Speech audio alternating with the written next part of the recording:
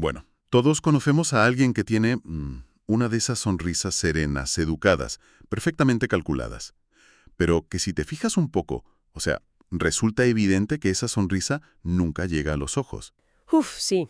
Esa mirada que te transmite un frío polar, un muro insondable. Exacta. Un frío emocional que asusta. Y hoy, en Psicoanime, vamos a asomarnos al abismo que hay detrás de esa máscara tan perfecta. Hoy aplicamos toda esta investigación a la figura de Sosuke Aizen. Vamos a observar a esta figura a través de una lente puramente humana, analizando la arquitectura de su cabeza.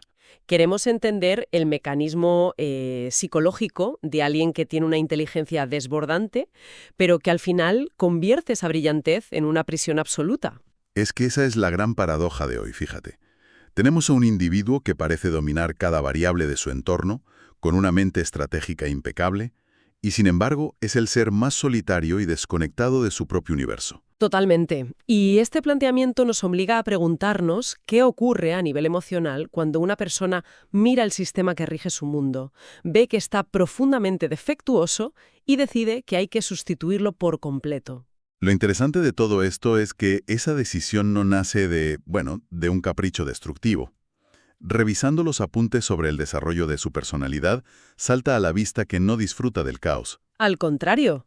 O sea, el caos le repugna. Lo que él experimenta desde muy temprano es una desilusión estructural tremenda. Claro, cuando una mente con tan altas capacidades analiza a los líderes de su mundo espiritual y descubre que son mediocres, pues se produce un cortocircuito psicológico. Exacto. En psicología clínica, la decepción ante la autoridad genera un vacío enorme. Para sobrevivir a ese vacío, asume que su propia autonomía es la única garantía de supervivencia. O sea, imagino que la sensación debe ser de una inseguridad terrorífica. Si los que están al mando no saben lo que hacen, significa que el mundo es un lugar inseguro por definición y nadie te protege. Y ahí es cuando toma la decisión radical. Es como a ver si te encaja este ejemplo. Dime. Es como si vas en un avión, te das cuenta de que el piloto es un incompetente y decides que la única forma de no estrellarte es irrumpir en la cabina y coger los mandos tú mismo. Sí, sin importar a quién haya que apartar del camino. La analogía del avión describe a la perfección ese impulso inicial de tomar el control. Pero, profundizando un poco más, piénsalo como ese niño superdotado en un colegio con un sistema educativo terrible. Ya, el típico entorno donde el sistema penaliza la excelencia en lugar de fomentarla. Eso es, el niño, en lugar de intentar encajar en ese molde roto o de quejarse, opta por el secretismo. Desarrolla un desprecio silencioso por absolutamente todo su entorno. Y ese desprecio funciona como un escudo, ¿verdad? La superioridad intelectual deja de ser solo una capacidad para convertirse en una barrera de defensa. Claro, porque si asumes que el resto del mundo es inferior a ti intelectualmente, las decepciones ya no te duelen tanto. El rechazo de los demás ya no tiene impacto si consideras que no tienen la capacidad de comprenderte. Es la protección perfecta contra la herida de la incomprensión. Una protección perfecta sí, pero que exige un peaje altísimo. Y aquí es donde los apuntes sobre la teoría del apego nos dan la clave de todo. Madre mía, el apego. Porque para sostener esa visión de estar por encima del bien y del mal, esta mente necesita amputar cualquier atisbo de vulnerabilidad. Hablamos de extirpar de raíz la necesidad humana de conectar con otros. Es lo que en los textos se define como apego evitativo llevado al extremo clínico. Sí, el apego evitativo extremo hace que percibas la intimidad emocional como una amenaza directa.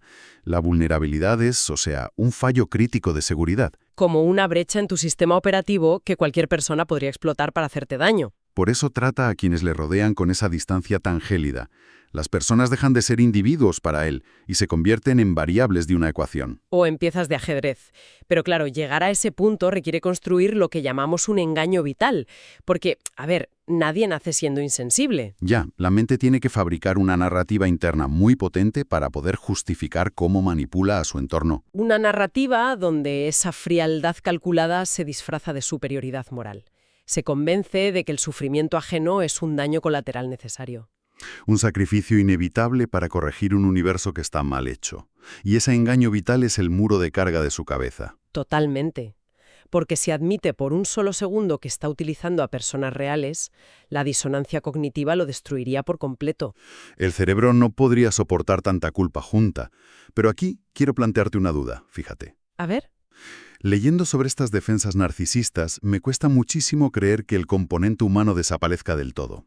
¿De verdad se puede anular el afecto o es una represión monumental que agota muchísimo? Uf, es que esa pregunta da justo en el centro de la herida. La neurociencia nos dice que las emociones no se borran mágicamente, sino que se interceptan. O sea, aplica un proceso de intelectualización exhaustiva a todo lo que le pasa. Exacto. Como si hubiera instalado un filtro de datos antes de que la información llegue a la parte emocional del cerebro. Antes de sentir culpa, lo traduce a lógica pura. Qué fuerte. Es como el ejemplo del cirujano operando a corazón abierto, ¿no? Sí, tal cual.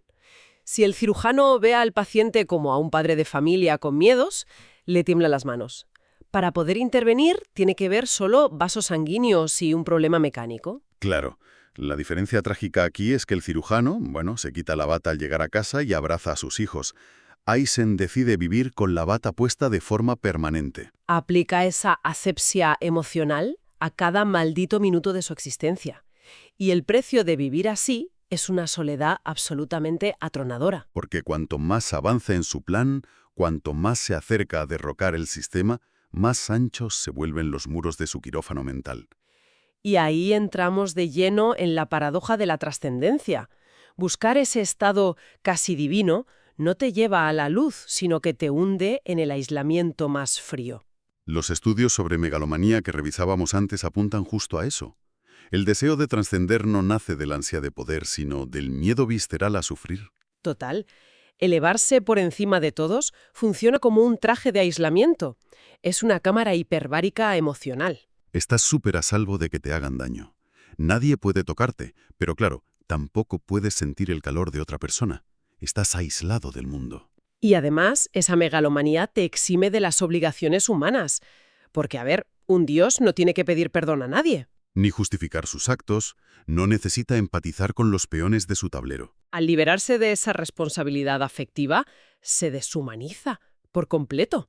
Y yo estoy segura de que debajo de toda esa ambición desmesurada se esconde un terror inconfesable.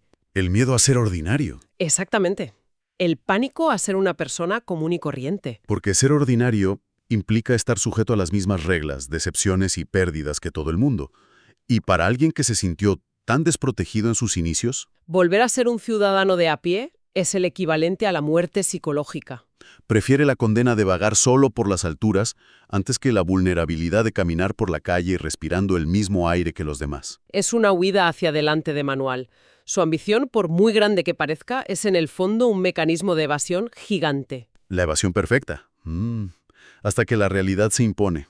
Porque toda estructura de defensa, por muy épica que sea, tiene un punto de quiebre. Y ahí es cuando llegamos a su crisis de invulnerabilidad. El momento en el que este arquitecto del mundo perfecto se choca contra un error que no puede resolver. Una derrota que le hace añicos el cristal de su cámara hiperbárica. Uf, el colapso mental en perfiles así es devastador. Porque no es simplemente perder una batalla contra un rival. Es que toda la narrativa de su engaño vital se cae a pedazos. De golpe, el filtro ese de intelectualización falla y todas las emociones que ha estado reprimiendo durante décadas amenazan con inundarlo todo a la vez. Y lo más doloroso de ese quiebre es la revelación existencial. Al ver su propio límite, la coraza de superioridad desaparece y deja a la vista la verdad. Queda expuesta la terrible realidad.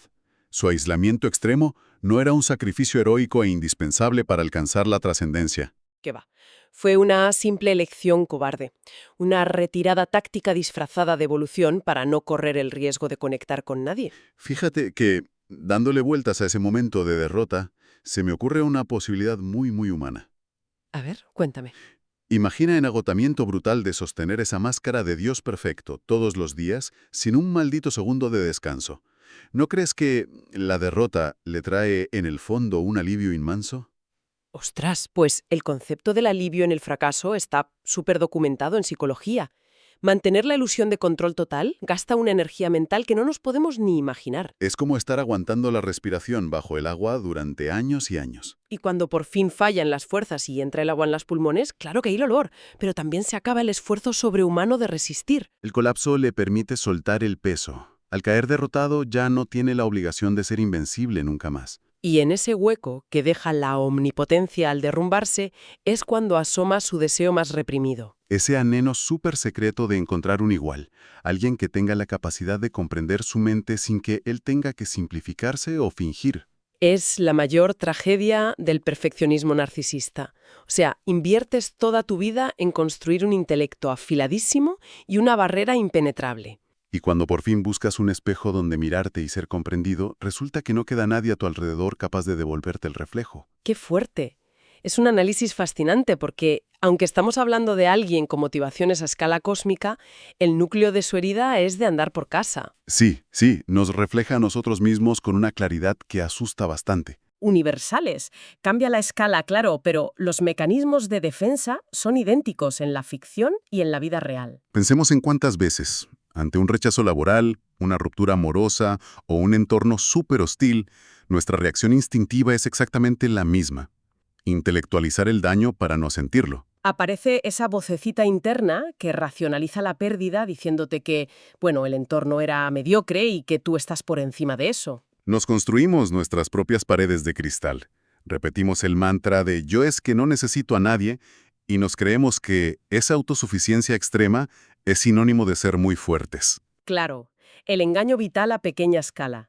Creemos que mirando la vida desde una distancia prudencial, protegidos por el cinismo, estamos a salvo de sufrir. Pero la lección brutal que sacamos de esta inmersión es que rechazar los vínculos y obsesionarse con el control no te eleva por encima del dolor, solo te encierra con él. La conclusión ineludible de todos los apuntes de hoy es que la verdadera fortaleza mental no tiene nada que ver con ser invulnerable. La fortaleza real exige el inmenso coraje de atreverse a ser ordinario, de aceptar que dependemos de los demás, que la cagamos y que la vulnerabilidad es el único puente hacia el mundo. Ha sido un análisis de los que te obligan a mirarte al espejo. Desmontar la mente de un perfil así nos ayuda muchísimo a entender cómo gestionamos nuestros propios miedos. Nos despedimos por hoy de nuestro espacio en Psicoanime, esperando de verdad que esta charla haya encendido alguna lucecita interesante por ahí. El placer de desgranar estas cosas es precisamente las preguntas que se te quedan rondando en la cabeza cuando terminas de escuchar. Y quienes nos escuchan hoy pueden unirse a nosotros compartiendo en los comentarios si alguna vez, ante una herida emocional, han construido esa barrera de frialdad para mirar el mundo desde una torre segura. Nos encantará leerlos. Queda todavía muchísimo material en nuestras libretas para futuras charlas.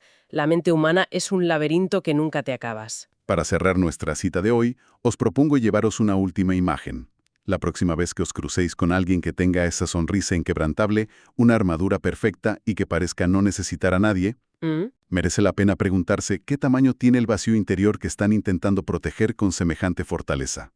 ¡Hasta la próxima! Un abrazo y hasta la próxima.